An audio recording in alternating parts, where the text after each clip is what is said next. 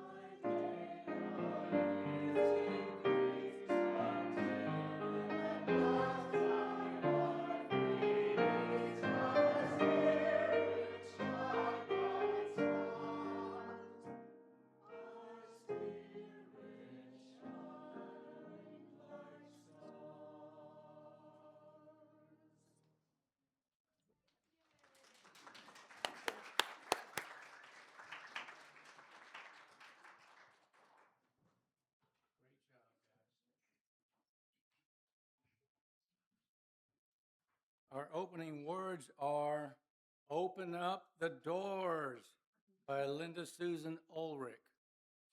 Open up the doors. Push on looming wooden arches embroidered with ironwork. Brace shoulders against the weight of history unmoved. Slough off the musty smell of unused joy and stored up sorrow. Knock rust off the hinges if you have to, and let your breath precede you inside. Open up the doors more. Make room for a shaft of sunlight to cross the threshold. Give the dust motes something to dance about. Peek through a slice of possibility and name even the even the half-hidden truths you see. Open the doors wider still. Pour yourself through the gap. Strut or sneak or sidle as suits you best. Cleanse whatever scrape catches your skin and bind up the wounds that keep you from entering whole. Open the doors as far as they will go. Draw on the strengths of the stones beneath you. Ground yourself in a firm sense of who you are. Stand as a beacon, welcoming the next seeker, and shine far beyond the lintel and seal. Open all that you are. Heighten and deepen your connections to the world around you. Broaden your definition of neighbor. Grow into largest target of grace that you can muster, and pray to become a gateway for even greater love and compassion. Open the doors, my friends, lest we keep the stranger out and condemn ourselves to prisons of our own making. As do many Unitarian Universalist congregations, we begin our time this morning with the lighting of the chalice. I would like to invite up Chelsea Malessa to light our chalice this morning. The chalice is a symbol of our Unitarian Universalist faith and represents the Unitarian Universalist Association, or the UUA. The flaming chalice symbolizes the heritage of our past, the warmth of the community, and the light of hope within this church today. I hope I'm not speaking too loud or too quiet. I'm not sure. As do many Unitarian Universalist congregations, we begin our time to. Oh, I'm on the wrong part. I'm sorry. Okay. Our chalice lighting words this morning. Legacy Chalice Lighting by Paul Sprecher. We light this chalice to honor the memory of those who have come before us, kindling flames of wisdom in dark times, willing to challenge orthodoxy even at great personal risk, giving us a legacy of freedom and a love of truth, a legacy that warms our hearts and lights our paths.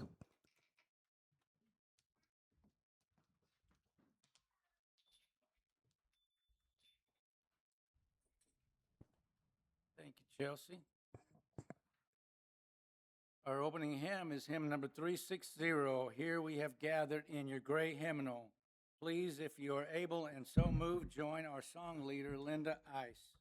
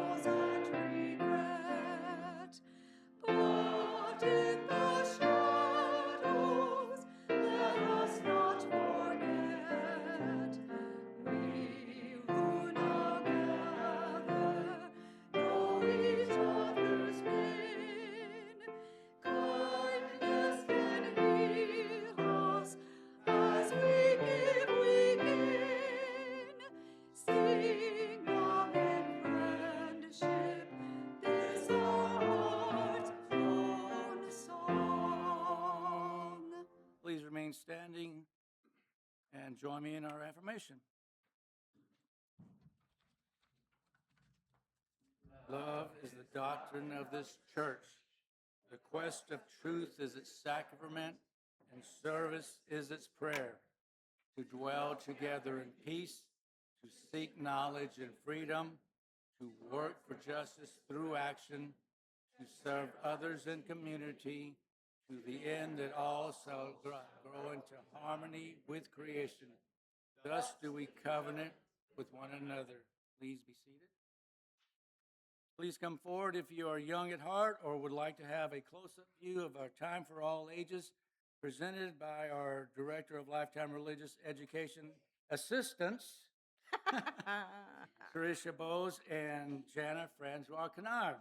Afterwards, we'll sing the children back to their seats with song number 301, Touch the Earth and Reach the Sky in Your Gray Hymnal.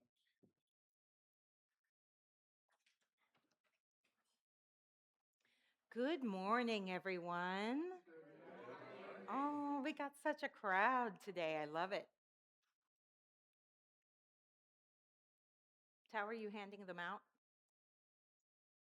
Well, grab one and sit down. I'm making a bed. No, I just need one. Thanks.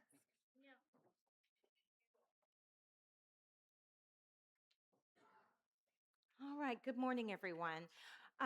Today we're going to talk about bravery. Have any of you ever felt brave? Yeah, sometimes, a little bit here and there. Have any of you out there, taller people, have you ever felt brave? Yeah? Awesome. Well, I want to tell you about someone who was brave during many parts of their life. Um, I forgot to introduce myself. I'm Trisha Bose. I'm lucky enough to be one of the RE teachers in religious education, and so some of my students have already heard a little bit of this story this morning. And my buddy Jana has to be elsewhere in the building because we wear lots of many hats. So yes. Oh, good question. Miss Nikki is on a fabulous trip right now running the Laredo Conference. So it is her professional international conference. Good question. We wish her much love and we wish her well. All right, keep your candy in your pocket. Thank you. Thanks for the offer, though. All right. So this person was someone who was very brave in many parts of her life. This person is, do you remember? Clara Barton. Nice. We got to learn, we did a deep dive with Clara Barton this morning. Clara Barton was a Universalist who lived a very long time ago. She was a very shy little girl and was afraid of many, many things. With help from her big brother, she learned to have courage and try something new. Clara had never ridden a horse before and didn't know how to do it. But her brother insisted that she should try. And so, with his help, he put her on a horse at 3 years old. And we figured it might have taken her a year to learn to ride a horse. So maybe at 4, she could ride a horse. When she was a little older, her brother fell and got hurt very badly and needed full-time nursing care. He needed someone to take care of him night and day. Now, Clara had never before been a nurse and had never done this type of things, but she was brave and she tried, and her brother meant a lot to her. So, night and day, she took care of her brother until he was better. 2 full years. The schoolhouse needed a teacher. Now, Clara was so scared. She had never been a teacher before. She wasn't qualified. But the need was there. A teacher was needed. So she was brave and she tried very hard. And she found out she was an excellent teacher. A different town nearby needed someone to run a full school. And Clara had never done that before. But she was brave and she tried anyway. The school was so popular that hundreds of kids started going to that school. When she wasn't made principal, because she was a woman, we talked about that trash decision earlier in class. She decided to move to a new town. She moved to Washington, D.C., a big move, a new place with a new job. And again, Clara Barton was brave. When the Civil War broke out, she saw that the soldiers needed supplies. She had never asked others for money or supplies or done fundraising before, but the need was there. And so Clara tried her best. She was brave once again. As battles were fought close to her home, Clara saw that soldiers needed medical help on the battlefield right then. And although it took every ounce of courage and bravery that she went out and she helped them. As time went on, Clara kept helping people and organizing people and teaching people to help other people. And eventually, she founded the American Red Cross. That group is still helping our communities when they need it. So, a lesson that we can take from Clara is that when opportunities come to take care of each other, to teach, to organize, to fundraise. We may feel shy and we may feel scared, but we can also be brave and try and ask for help along the way. Thank you for sharing this time with me. I hope you have a good week, and I'll see you back here.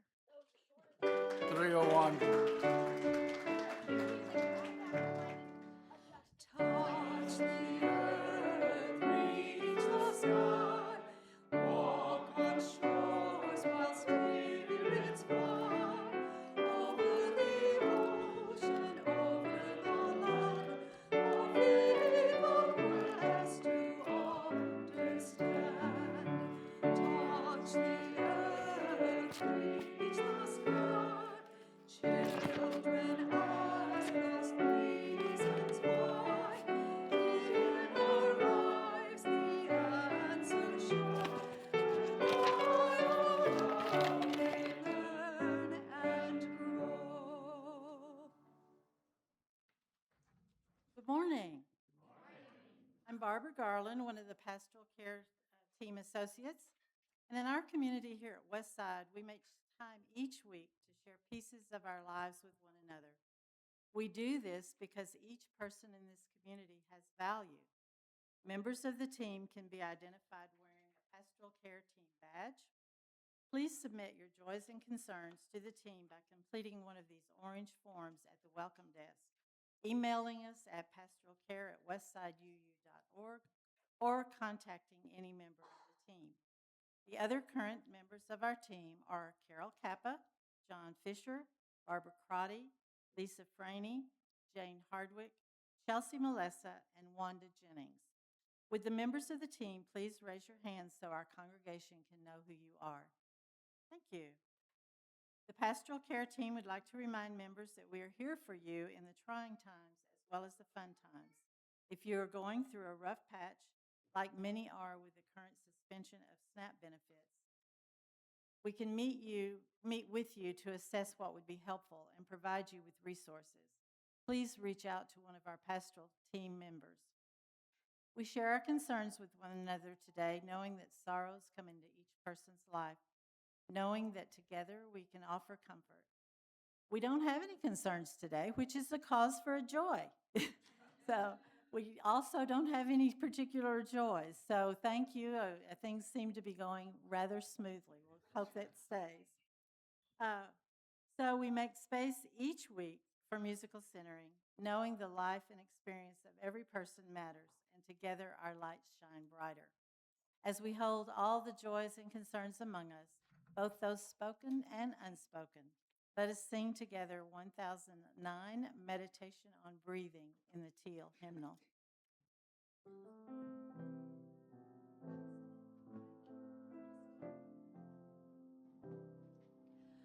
When I breathe in, I'll breathe in peace. When I breathe out, I'll breathe out love. When I breathe in, I'll breathe in peace. When I breathe out, I'll breathe out love.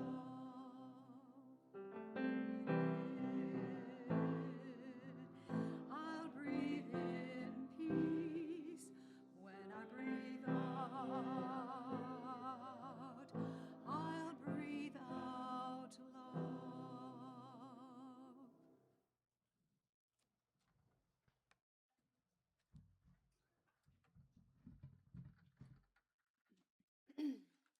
My name is Jana Peden, and I'll be leading our meditation this morning.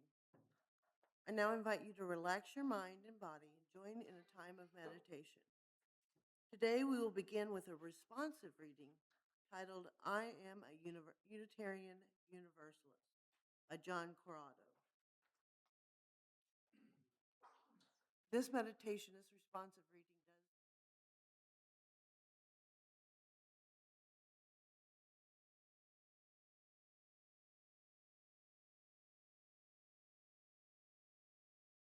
for your own meditation, prayer, or reflection, and it will sound again at the end. After I read the I am, you will respond with, and I am a Unitarian Universalist. I am a Unitarian Universalist. I am a man and I am a woman. I am a boy and I am a girl.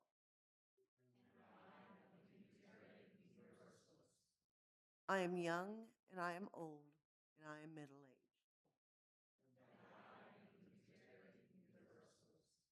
I am black and white and I am yellow, red, and brown. I am married and I am single and I am divorced. I am heterosexual and I am lesbian and I am gay.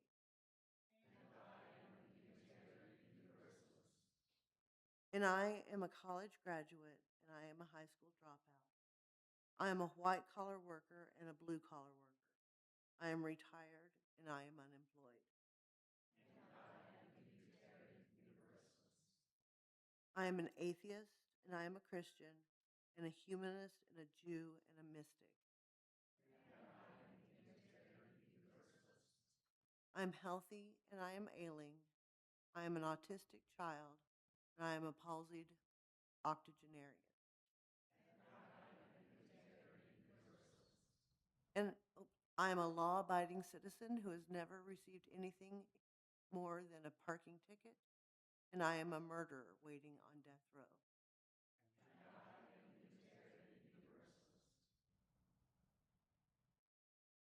I vote Republican and Democrat and Socialist Labor Party. I voted for George McGovern and Barry Goldwater. I voted for John Anderson and Gus Hall, too. I'm a Marine and I'm a pacifist. I'm a conscientious objector and I support a strong defense policy.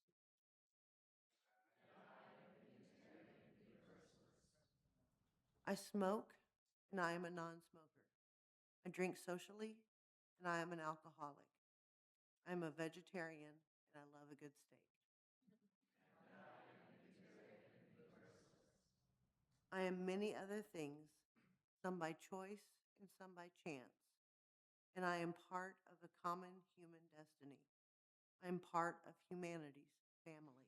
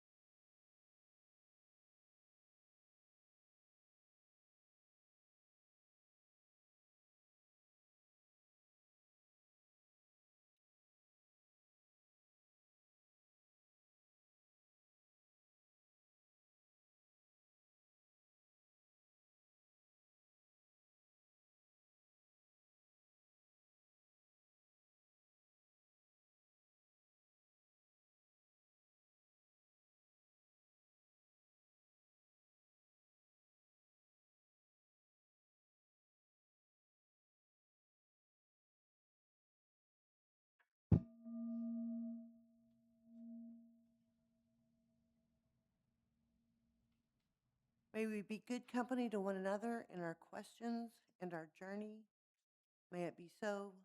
Blessed be, and amen.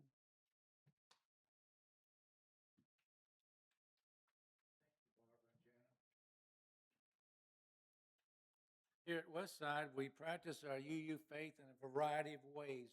One of those ways is by giving 100% of our gifts to our weekly collection unless otherwise designated, to support organizations who carry out our transcendent values of compassion, justice, and equality.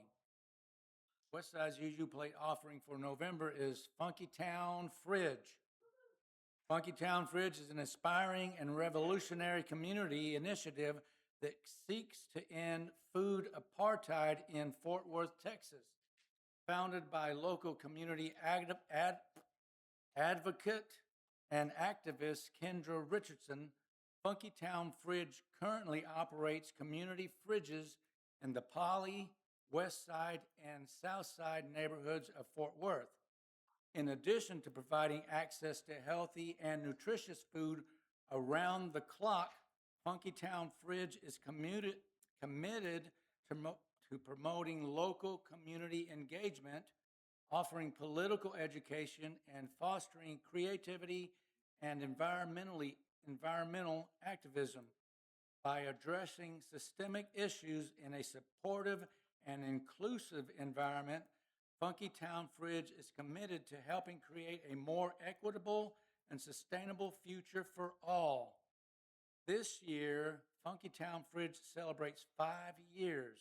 As founder Kendra says, 5 years of building community, 5 years of feeding an entire city for free, no strings attached. Oh, I'm crying. To think it all started with $200 and a dream. Let's help the dream stay alive and gather our collection dollars to feed Funky Town Fridge. If you're giving towards your stewardship in cash, please use the envelopes in the bottom of the bowl as it is passed.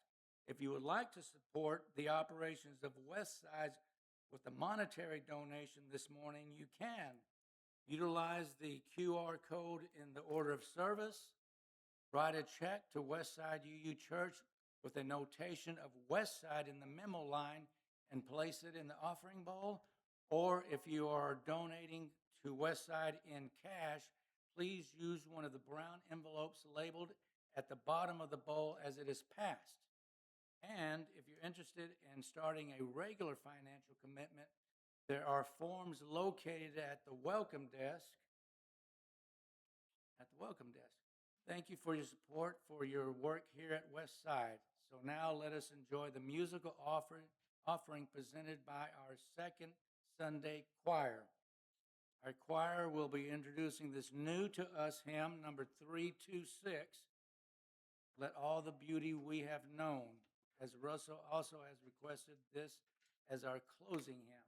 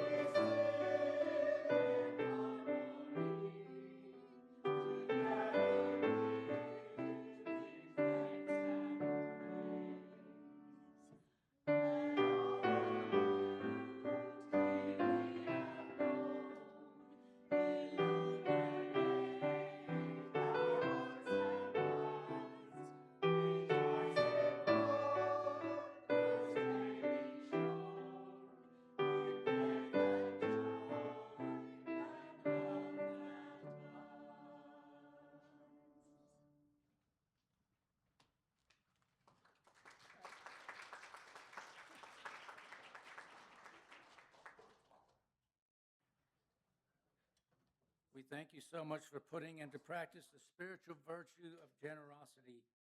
Our giving connects us to the wider world of our community. And thank you for keeping our stewardship commitment current to keep our congregation's important work going. Now, with Russell's reflection, we invite Myra and I to In Search of Waldo. Morning. I am thrilled and honored this morning to try and interpret the amazing words of our very own Reverend Dr. Russell Elleven. I will do my very best. I'm also thrilled to have been a part of the original worship team that he formed 17 short years ago. And he was a stickler about certain things of his worship team members. One was the length of the service, always had to be exactly on time when we ended. And the other was how we presented ourselves in front of the congregation when it was our turn to be in front of them as the worship leader. He always wanted us to present ourselves the best that we can. And one of the things was to wear a sport coat. So I know he'll be watching this morning. So in honor of that, I'm wearing a sport coat to try to look my best for Dr. Elleven. I will also try and refrain from doing any incredible one-armed jokes that he was so famous for. On the other hand, I'm sorry. I'm sorry, Dr. Elleven. I couldn't resist. It's much funnier when he does it. So, hello, my friends. It is good to be with you again today. I hope you're all doing well, and I hope you're enjoying being with your Westside community this Sunday morning. Not too long ago, a friend sent me a message about a new book published by Princeton University Press that had been getting excellent reviews. "You'll love this," he said. The book was titled Glad to the Brink of Fear, a portrait of Ralph Waldo Emerson by James Marcus. My friend is a librarian with a theological background, and he knows that I'm a UU minister. He also knew that Ralph Waldo Emerson had been a Unitarian minister himself. And so, of course, he thought of me. The timing was uncanny because I'd already been thinking about Emerson lately. Maybe it was because I'd recently heard our very own Tanner Trask mention Emerson's famous Divinity School address in one of his own reflections, a talk that, in its day, shook Harvard to its intellectual foundations. To be honest, I only read as much of Emerson as has been required of me in school. What I have read has often felt like hiking through deep snow, beautiful, poetic, but slow-going. His language is luminous, musical even, but not easy to penetrate. I often have needed a guide to help me interpret what he meant. What I am convinced of is that he is one of our most intriguing religious ancestors, one whose humanity is at least as important as his intellect. In any case, I took my friend's advice and began reading Glad to the Brink of Fear. And I'm glad I did, because unlike many Emerson biographies that focus on explaining his philosophy, this one revealed something simpler and more profound. It showed Emerson's humanity, not as a saint to be venerated, but as a real person, someone who created beauty and wisdom while enduring deep personal sorrow. And that is the Emerson that I want to talk about this morning. Because how a person moves through life's hardships perhaps says far more about them than any words they ever write. And though Emerson lived in a different century, his struggles and the ways he responded to them still speak to the heart of our own journeys today.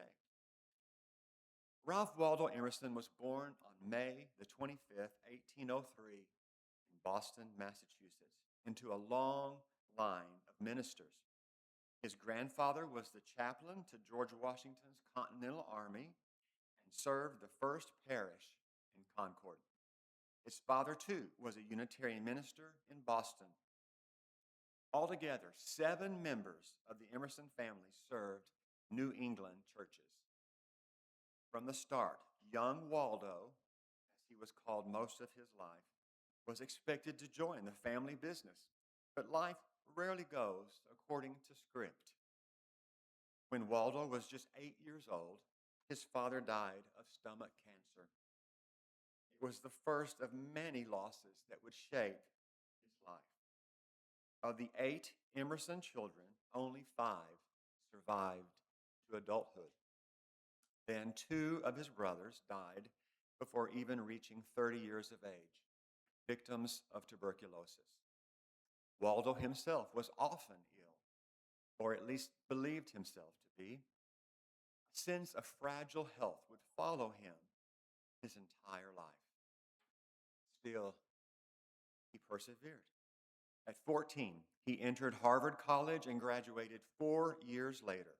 Instead of pursuing ministry right away, he decided to teach. While he found teaching unfulfilling, he resisted the pull of the pulpit for as long as he could. Finally, perhaps worn down by family expectations or simply by indecision, he gave in and entered Harvard Divinity School. After a few years of occasional preaching, what we might now call guest preaching gigs, he was invited to serve as the assistant minister at Boston's Second Church. He was only 25 years old. He accepted in part for stability and perhaps also because he was ready to marry. That same year, he wed Ellen Louisa Tucker. Their happiness was short-lived. Less than 2 years later, Ellen died of tuberculosis. She was just 19. Emerson was devastated. The grief unraveled him. He questioned everything: his faith, his vocation, even the rituals of his own church. In his despair, he began to quarrel with the leadership of Second Church. His most controversial move came when he announced that he could no longer, in good conscience, administer communion. For him, it had lost all meaning. The congregation, though liberal by the standards of its day, could not follow him that far.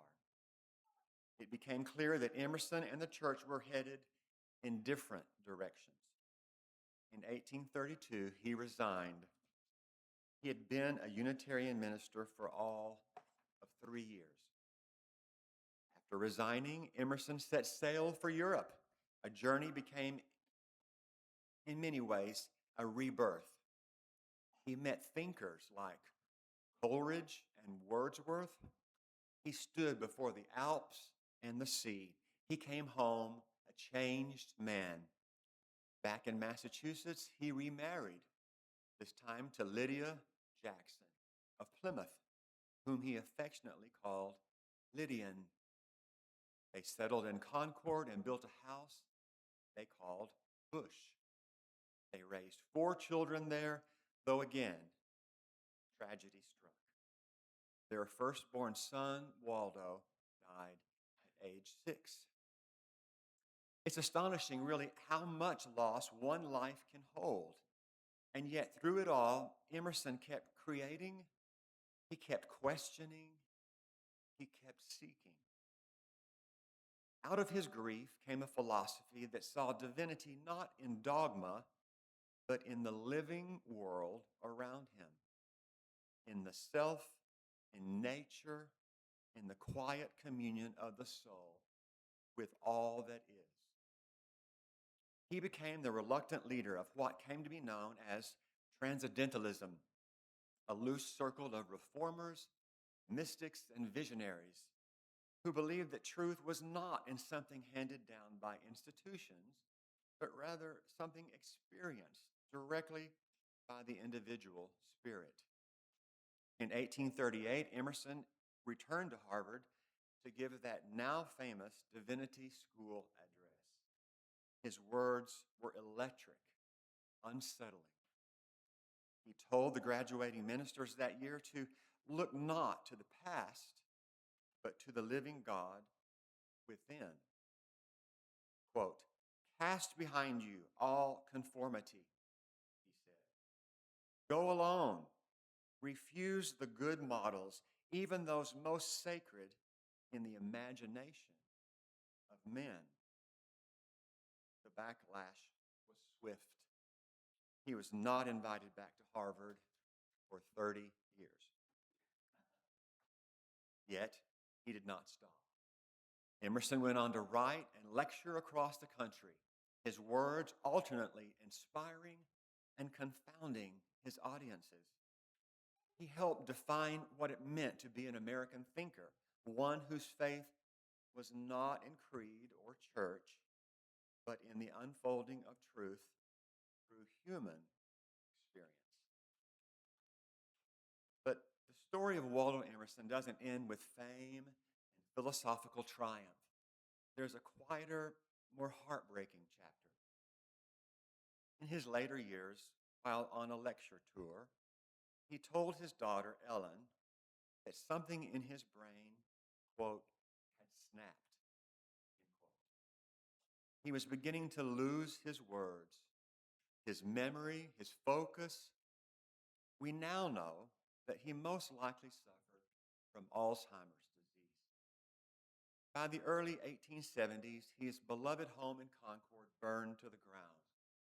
His friends and neighbors rebuilt it for him, a gesture of love and gratitude. But Emerson himself was fading.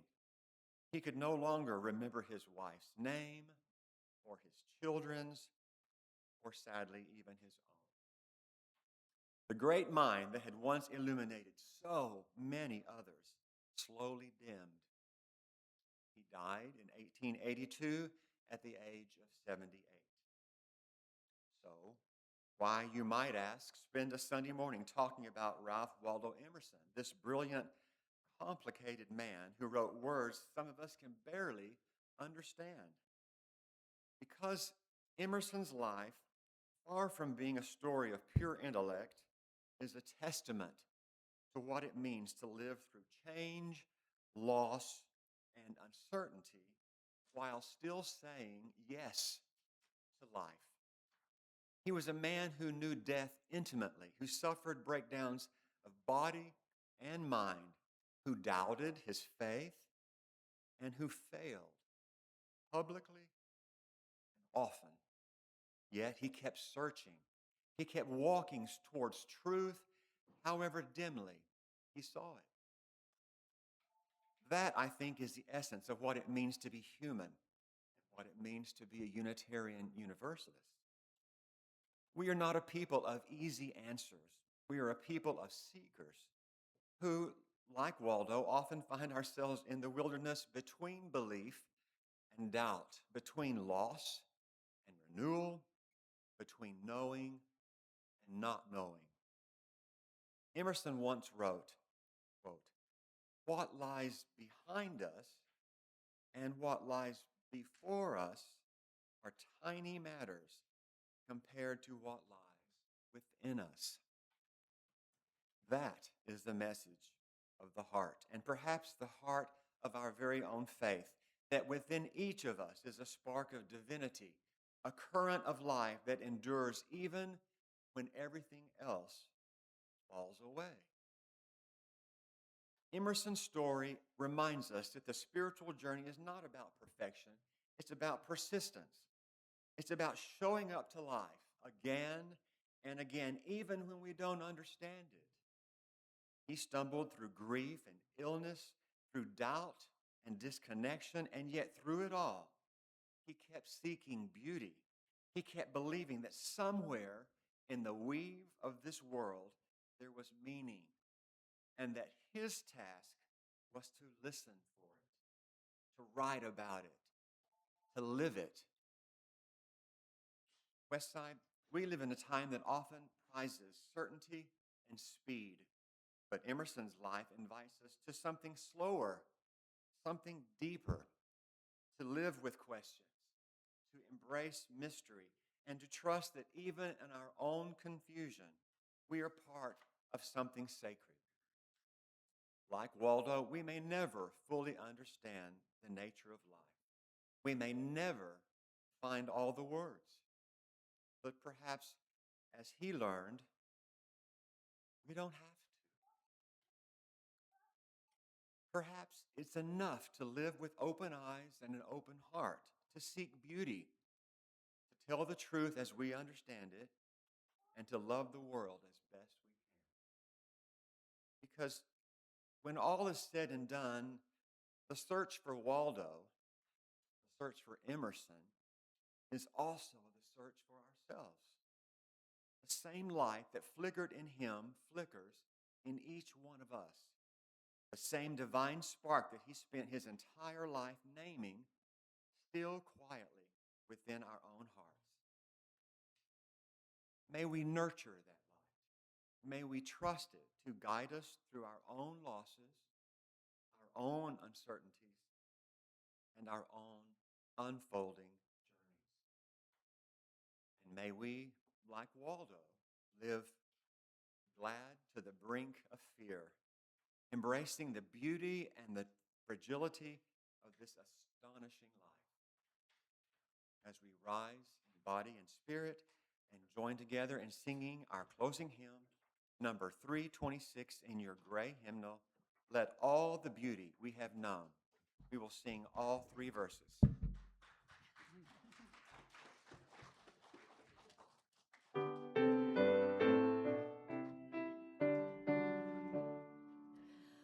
Let all the beauty we have known illuminate our hearts and minds.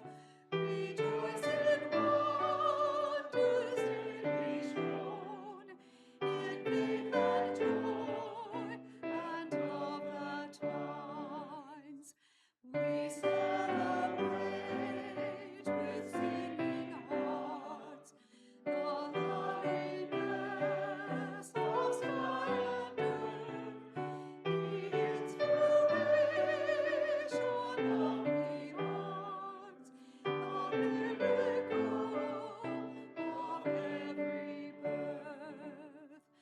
Life's music and its poetry surround and bless us through our days.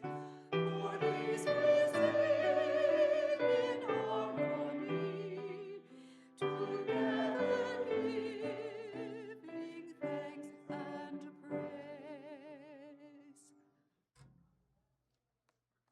Our closing words are Where We Are, Love Is by Deborah Hafner. As we enter another week of uncertainty in the world, let us remember that there is only one side, that of humanity and the planet Earth. May we pray for peace.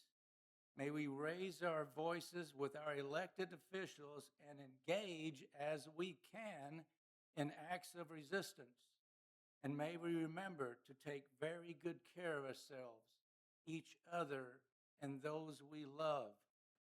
May we remember these words adapted from the Unity Prayer. The light of love surrounds us. Love enfolds us. The power of love protects us. Love watches over us. Wherever we are, love is.